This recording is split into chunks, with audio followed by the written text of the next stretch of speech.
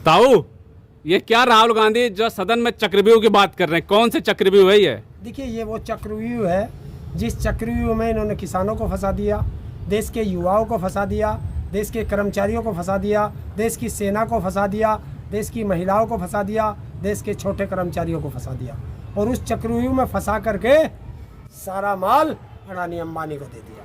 नाम लेने पे मना कर रहे थे, स्पीकर अडानी अंबानी का नाम ले रहे थे सदन में राहुल गांधी। देखिए, उद्योगपतियों का नाम नहीं लेंगे? नियम नहीं है। अगर कल को अडानी अंबानी देश छोड़ के भाग गए तो इनका नाम नहीं लोगे?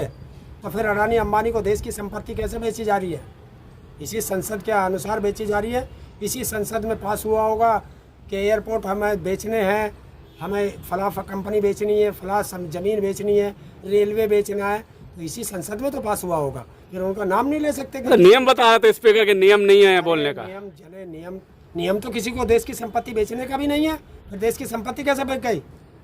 ये स्पीकर जो है नरेंद्र मोदी से पूछ सकता है। और अगर उसमें नाम लेने का नियम नहीं है तो जो व्यक्ति इस देश में जिंदा भी नहीं है, फिर उनके नाम कैसे लिए जा रहे हैं?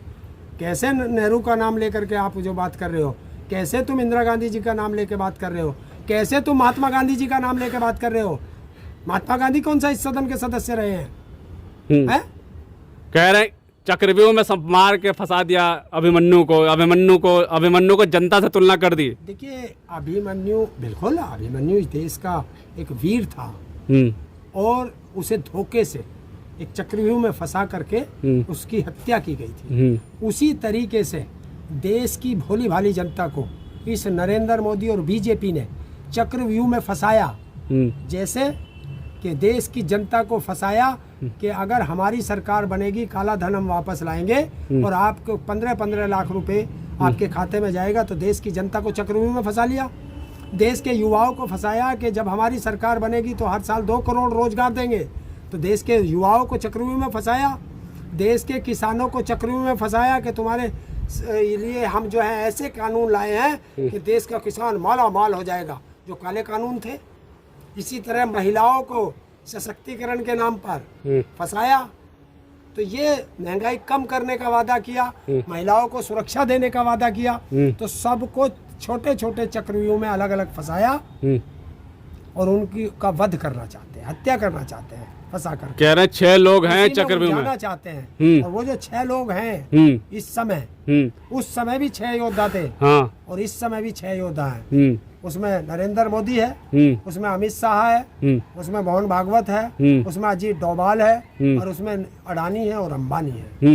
बदनाम करते हैं राहुल गांधी सदन में सबको। देखिए, बदनाम क्यों करते हैं? देश के लिए पूरा सब कुछ कर रही है भारतीय जनता पार्टी, फिर भी आप लोगों को क्या देश के लिए इतना बढ़िया बजट लेके आ गई। देश बेच दिया, देश कर्जे में दाब दिया, देश में बेरोजगारी सबसे उछले स्तर पर पहुंच गई है, क्योंकि रोजगार तुमने MSME खत्म कर दिए हैं, नोटबंदी ला करके छोटे उद्योग खत्म कर दिए हैं अडानी अंबानी के लिए कि बड़े उद्योग ही चलेंगे, अडानी अंबानी के चलेंगे, छोटे उद्योगों को बंद कर दो।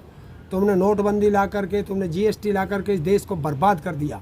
दूसरी चीज़ आप कह रहे हो बजट किसके लिए है? बताइए, देश की सबसे कमज़ोर कड़ी विकलांगों के लिए क्या दिया तुमने? बताइए, महिलाओं के लिए क्या दिया तुमने? बताओ, किसानों के लिए क्या दिया तुमने? हैं? अरे मेडल लाए हरियाणा और पंजाब और बजट खाए गुजरात। तुमने जो है अभी ये ओलंपिक चल रहे हैं, इसमें जो तुमने हमारे पंजाब इसके हरियाणा के जो है 24 खिलाड़ी गए हैं और तुमने बजट दिया 66 करोड़। पंजाब के 19 खिलाड़ी गए हैं, बजट दिया तुमने 77 करोड़। बंगाल के 3 खिलाड़ी गए हैं, पश्चिम बंगाल के 3 खिलाड़ी गए हैं, बजट दिया 22 करोड़ 22 लाख। और गुजरात के 2 खिलाड़ी गए हैं और बजट दिया तुमने 426 करोड़। ये क्या है? सब कुछ गुजरात के पास जा रहा है क्या? एक कहावत है, अंधा बाटे सीरनी, अपने अपनों को दे। तो अपनों को दे रहे हैं क्या? बस अपनों को दे रहे हैं, अपनों को बांट रहे हैं और विपक्ष वालों को डांट रहे हैं। फोटो दिखा रहे थे राहुल गांधी, तो फोटो ये दिखा रहे थे राहुल गांधी, नियम तोड़ रहे ना फोटो दिखा के। निर्मला सीतारमण जी वित्त मंत्री हैं, हाँ। उनका फोटो हलवा बांटते हुए दिखाया जा रहा था, तो वो बता रहे थे कि ये हलवा चुनिंदा लोगों के लिए है, देश की जनता के लिए सिर्फ धोखा है, धोखा। सिर पे हाथ रख लिया निर्मला सीतारमण राहुल गांधी जब बोले तो थे। सर पर पीटा है, ये जमीन भी पीटेंगे, आप देखते रहना। क्योंकि इस बार देश की जनता ने, सबसे बड़ा मुद्दा देश की जनता है, देश की जनता ने विपक्ष बहुत मजबूत दिया है। कह रहे हैं कि राहुल गांधी मेरे सामने मोदी जी आएंगे नहीं बोलने। देखिए, मोदी जी सदन से छोड़ करके भाग चुके हैं। जो डरपोक होता है वो भाग जाता है। लेकिन आज मुझे एक शब्द बहुत अच्छा लगा राहुल गांधी का। राहुल गांधी जी एक कहते थे, डरो मत। हाँ। पूरे देश से कहते थे डरो मत, डरो मत। हैं? बीजेपी में डर निकल गया।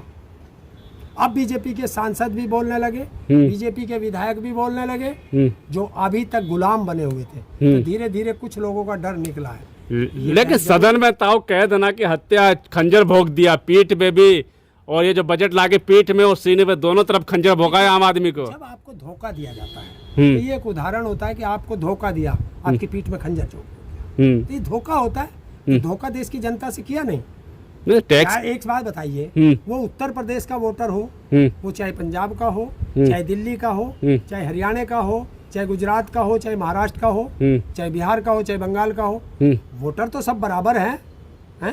तो तुम एक प्रदेश को आप जो है बजट ज्यादा दे रहे हो, जो तुम्हारे बीजेपी की सरकार है, और एक प्रदेश को तुम बजट कम दे रहे हो क्योंकि वो विपक्ष की सरकार है। तो तुम भेदभाव कौन कर रहा है? धोखा कौन कर रहा है? वित्त मंत्री कर रहे हैं, देश का प्रधानमंत्री करा रहा है। तो ये पीठ में खंजर भोंकना नहीं है तो और क्या है? गहने चक्रव्यूह में को कमल भी कहते हैं, और प्रधानमंत्री उसका फोटो अपने सीने पे लगा के चलते हैं। वो बताते हैं प्रधानमंत्री अपने सीने पे कमल का फूल लगा करके कि इस चक्रव्यूह में तुम्हें फंसा रखा है, लिकड़ सकते हो तो लिकड़ लेना। और देश की जनता ने कहा है कि इस चक्रव्यूह से हम तो निकल जाएंगे, लेकिन जिस दिन हम तुम्हें फंसाएंगे तुम नहीं निकल सकते। कल की एक बहुत बड़ी मुझे बहुत अच्छी लगी एक चीज, और उसे कहना बहुत जरूरी है कि कल नरेंद्र मोदी जी बीजेपी दफ्तर गए थे। और बीजेपी दफ्तर जाते हुए वहाँ देखा गया कि वहाँ उनकी मुख्यमंत्रियों की और डिप्टी सीएमओ की मीटिंग ले रहे थे, अपने बीजेपी वालों की पार्टी कार्यालय में। तो वहाँ पे जब वे सब सीएम और डिप्टी सीएम बैठे थे तो आगे आगे अमित शाह और उसके पीछे राजनाथ सिंह चल रहे थे। तो अमित शाह ने योगी की तरफ नहीं देखा, और ना अभिवादन योगी ने किया ना अमित शाह ने किया। और जैसे ही वो आगे निकल के दूसरी कुर्सी की तरफ गए, फिर पीछे जो थे वो राजनाथ थे, उनको योगी जी ने नमस्कार भी किया और अपने पास हाथ के इशारे से बैठाया भी। उसके बाद फिर नरेंद्र मोदी जी आते हैं। नरेंद्र मोदी आते हैं, सब खड़े हो जाते हैं शांति से, सब हाथ जोड़ के खड़े हो जाते हैं। योगी जी हाथ नहीं जोड़ते। क्या संदेश है योगी जी? ऐसे ही आते हैं, सब हाथ जोड़ते हैं, नरेंद्र मोदी अभिवादन नहीं लेते। क्या अभिवादन नहीं लेते? जाके सीधा राजनाथ का अभिवादन लेते हैं और बैठ जाते हैं। और वही नरेंद्र मोदी है जो उस काली गाड़ी में अगली सीट पर लाइट जलाकर सिर्फ अपना चेहरा दिखाता था। कल नरेंद्र मोदी उसी गाड़ी में पिछली सीट पर बैठा था। क्या संदेश है ये? क्या संदेश है योगी जी? मोदी जी आए, योगी जी ने तब भी उनका अभिवादन नहीं किया। तो इससे साफ जाहिर है कि गुजरात लॉबी में और योगी में अनबन है। क्या लगता है यूपी में फिर योगी जी ज्यादा नाराज हैं क्या मोदी जी से? बहुत नाराज हैं, और खेला कुछ भी हो सकता है, क्योंकि नमस्ते भी नहीं कर रहे, कुछ भी नहीं कर रहे योगी जी। चीज है, उत्तर प्रदेश के 2 स्टूल मंत्री थे, वो स्टूल मंत्री पीछे बैठे थे। तो जो पीछे बैठा हो वो आगे की कुर्सी पे आने की कैसे ख्वाहिश रख सकता है? योगी जी तो खुला तौर पे नाराजगी दिखा दी, नमस्ते भी नहीं किया बड़े प्रधानमंत्री को। साफ कह दिया है कि मेरे पास तो काम बहुत है, हटाओ, मैं तो अपने मठ में चला जाऊंगा, मठ का मठाधीश हूँ, अपना मठ चलाऊंगा।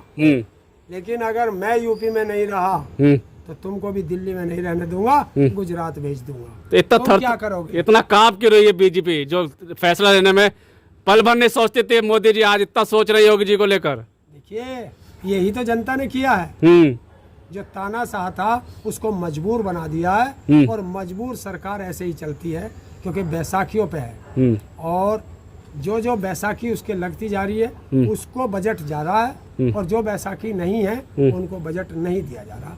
पूरे बजट का ये है। और राहुल गांधी का ये है कि राहुल गांधी ने आज फिर एक बार देश की जनता का दिल जीता है, उसके लिए राहुल गांधी जी का धन्यवाद। लास्ट में ताऊ एक चीज और बता दो, धर्म भगवान शिव का फिर जिक्र कर दिया, मस्जिद का जिक्र किया, गुरुद्वारे का जिक्र किया, क्रिश्चियन का जिक्र किया। देखिए हमारे हिंदू धर्म में ये है कि जब हमारे शिव, जिसको हम भगवान कहते हैं, शंकर भगवान की जब बारात निकली, जैसा पौराणिक कथाओं में है, हमारे कुछ ग्रंथों में है, तो जब शिव की बारात चली थी तो उसमें सब लोग चले।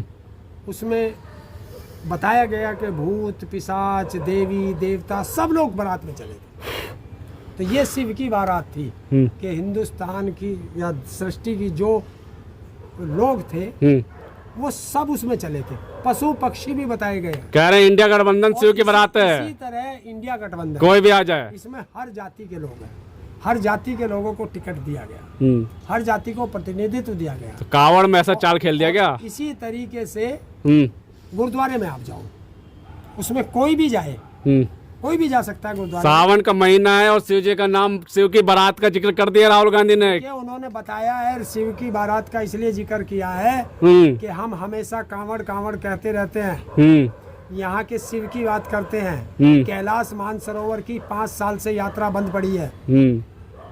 क्या मोदी जी ने चीन से बात की? क्या चीन को लाल आंख दिखाई कि हमारे भगवान का को हम जल नहीं अर्पण कर सकते? ऐसा क्यों है? नहीं बोले, कोई नहीं बोल रहा उस पर। ये दलाल मीडिया भी बात नहीं कर रहा उसके बारे में।